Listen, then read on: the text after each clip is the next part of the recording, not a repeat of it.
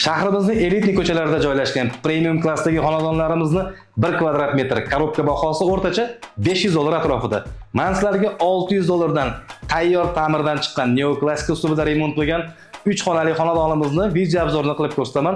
Xonadonimiz joylashgan manzili shahar markaziga yaqin lokatsiyada, ya'ni Jones chorrahasidan Ramil restoranini o'rtasida desa ham bo'ladi. Xonadonimiz 9 qavatli novostroykaning 5-qavatida joylashgan 3 xonali 95 kvadrat metrdan iborat bo'lgan, xonalari katta bo'lgan, keng va yorug' shinam. Video obzorini sizlar bilan birgalikda boshlaymiz. Kirganimizda bizni gabrazli katta hol kutib oladi. Alohida hojatxonalari joylashgan. Hojatxonasida esa qo'l yuvish uchun rakvina, unitazlari o'rnatib qo'yilgan. Poldan patologgacha kafel urilgan. Patolog qismiga esa natijnoy patologlar tortib qo'yilgan. Bundan keyingi xonamiz, ya'ni yuvinish xonasi. Yuvinish xonasida bu yerda ham rakvina, qo'l yuvish uchun rakvina, oyna va dushlar o'rnatib qo'yilgan.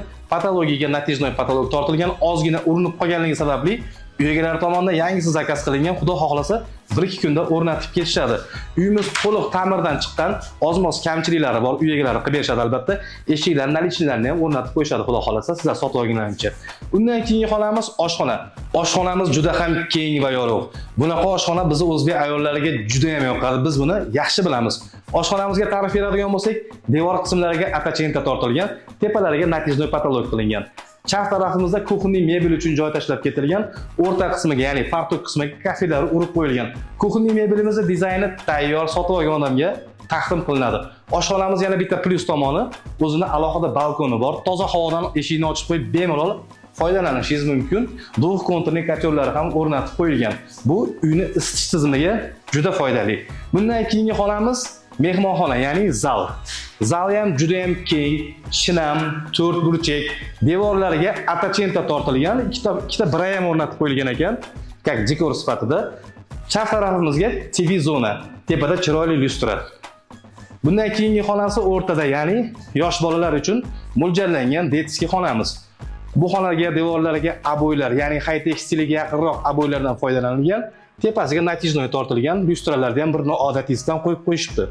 Undan keyingi xonamiz, ya'ni oxirgi xonamiz bu kattalar yotoqxonasi, spalni. O'ng tarafimizda TV zona, ko'ryapsizlar, juda ham chiroyli. TV zonamizning ikki tomoniga biralar o'rnatib qo'yilgan. Chap tarafimizda mebel uchun joy. Bu joyda atachenta qilishmagan, sababi hozir ancha rivojlanib ketdi-ku, mebelni, kattalar mebelini o'rnatib qo'yib, patolog yumshoq boshini urib olsa ham yorilmaydigan qilib ustalarimiz qilib berishyapti, baraka topsin.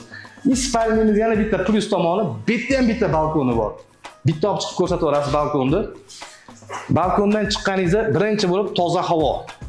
Chap tarafimizda qanaqa restoran edi bu? Ramiz restorani, o'ng tarafimizda Jones chorrahasi. Yana nima deyishingiz mumkin?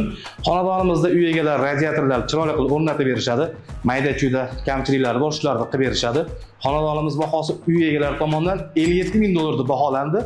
Farg'ona uylari obunachilari uchun normallik tushib beraman deyapti. Sizlarga xonadonimiz ma'qul kelsa bizga telefon qilinglar. Egasi bilan sizlarni ro'para qilamiz. Uyni ko'rib baraka qilishlaring mumkin.